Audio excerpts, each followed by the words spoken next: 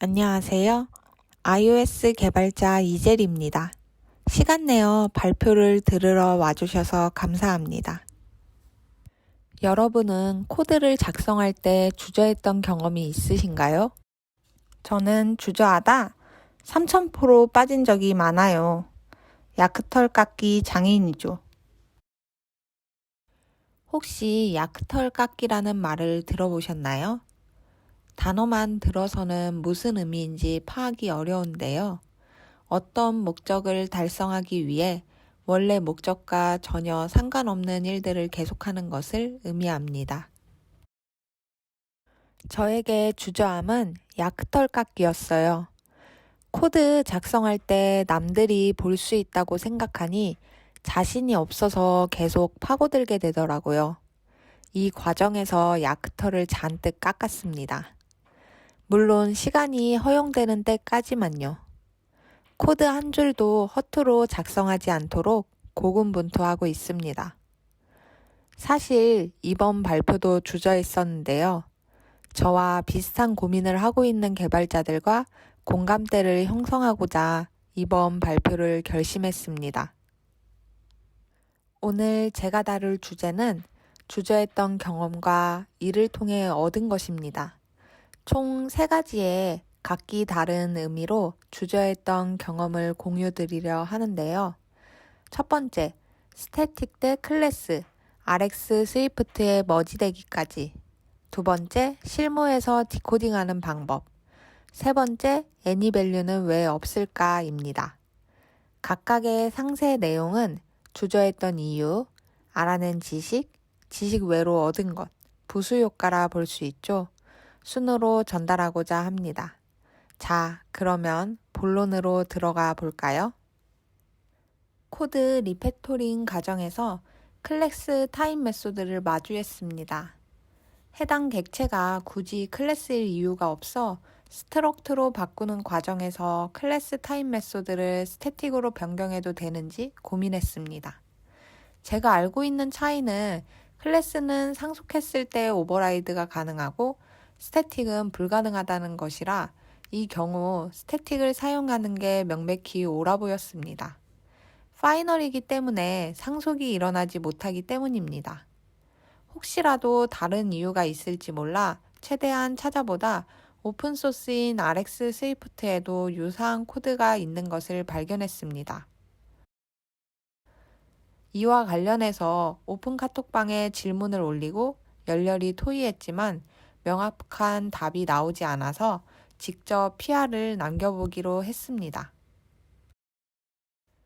결과적으로 RX 스위프트에 머지되었는데 회사 코드를 변경하고 팀원들한테 공유할지 주저하다 보니 RX 스위프트에 기여할 수 있었습니다. 좋은 코드를 작성하기 위해서 깊게 파려 노력하다 보니 주저하던 부분에 대해 확신을 얻을 수 있었고 RX 스위프트에 제 코드가 머지되는 등의 부수효과, 생각지 못했던 경험을 얻을 수 있었습니다. 주저하는 것에 대해 주저하지 마세요. 그 다음으론 실무에서 디코딩하는 방법입니다. 실무에서 디코딩하는 방법이라고 거창하게 말했지만 사실 관심 끌려는 이유였고 실제는 그냥 다양한 디코딩 방법 소개입니다. 이번 주제는 디코딩 방식에서 주저했던 경험인데요. 회사 코드를 보다 보니 디코더 생성자를 직접 구현한 부분이 보였습니다. 항상 디폴트 디코드 생성자만 사용했었는데 서버에서 약속된 값이 아닌 다른 값을 내려줬을 때 문제가 될 수도 있어서 조금 더 안전한 방법에 대해 고민했습니다. 디코드 방식으로는 다음과 같이 3가지가 있는데요. 이 중 첫 번째는 디폴트로 생성되는 방식입니다. 디폴트 디코드 같은 경우 밸류가 널일 때 파싱이 가능하지만 키값이 없을 때에는 파싱이 불가능합니다. 디코드 if present의 경우 밸류가 널이거나 키값이 없을 때 파싱이 가능하다는 것은 try 옵셔널 디코드랑 동일하지만 맞는 키값에 대해 타입이 맞지 않을 때 디코딩 에러 점 타임 미스매치 에러를 스루합니다. 코드로 살펴봅시다. 앞선 코드를 더 단순화해서 프로퍼티를 하나만 두었습니다. 이런 식으로 제이슨 형태의 스트링이 아닌 인트형이 들어가면 디코드 if present 같은 경우 디코딩 에러 점 타임 미스매치 에러가 발생합니다. try 옵셔널을 사용할 경우 프로퍼티는 nil로 파싱됩니다. 우선적으로 디코딩이 성공하게 하려면 try 옵셔널을 사용하고 에러가 발생했는지 알기 위해서는 디코드 if present를 사용한다는 결론을 내릴 수 있었습니다. 늘 하던 대로 디폴트 생성자를 사용할 수 있었지만 조금 더 야크터를 깎아서 try 옵셔널과 디코드 if present 이 둘의 차이점까지 명확히 알 수 있었습니다. 마지막으로 any value는 왜 없을까? 입니다. 프로토콜에서 특정 타입만 채택할 수 있도록 강제할 수 있습니다. 이때 모든 클래스의 경우 any object라는 프로토콜을 채택하고 있기 때문에 특정 프로토콜을 any object만 채택하도록 할 수 있습니다. 값 타입의 경우 any value처럼 공통된 프로토콜을 채택하고 있지 않기 때문에 enum이나 struct만 채택 가능한 프로토콜을 만들 수 없습니다. 물론 직접 anyvalue라는 프로토콜을 만들고 새로 만드는 enum이나 struct마다 채택하도록 하여 묶을 수는 있습니다. 이 방법은 아무리 생각해도 비효율적이고 개발자의 실수로 인해 잘못될 수도 있어 안전하지 못하다고 판단됩니다. 근본적으로 왜 애플은 any value를 만들지 않았을까라는 고민을 했습니다. WWDC 16 Understanding Swift Performance에서 올바른 추상화 메커니즘을 고르는 것에 대해 다룹니다.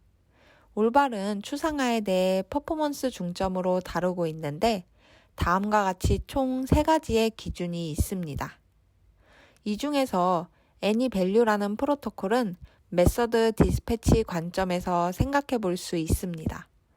기본적인 스트럭트의 경우 스택에 다음과 같이 쌓입니다.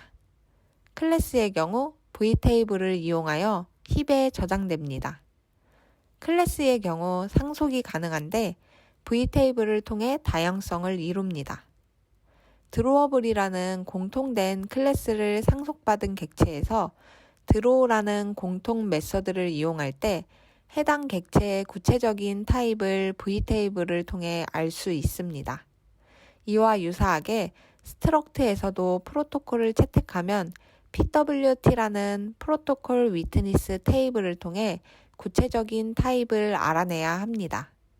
컴파일 시점에 스태틱 디스패치가 불가능하면 엑스텐셜 컨테이너를 활용해야 하는데 다음과 같이 엑스텐셜 컨테이너는 3words밖에 저장을 못하여 3words가 넘어가는 것에 대해서는 힙에 저장한 후 레퍼런스만 가지고 있어야 합니다.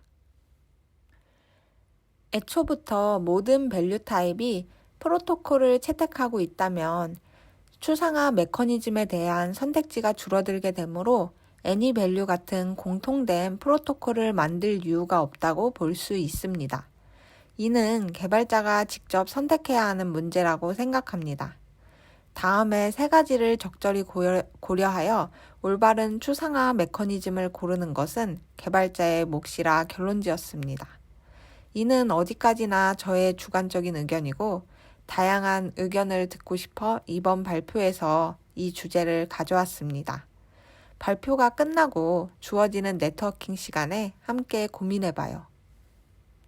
답을 모른 채로 보니까 무조건 긍정적이거나 부정적으로 생각하지 않고 정확한 사실을 탐구하게 되더라고요. 궁금한 게 없을 때가 가장 위험할 때라고 생각합니다.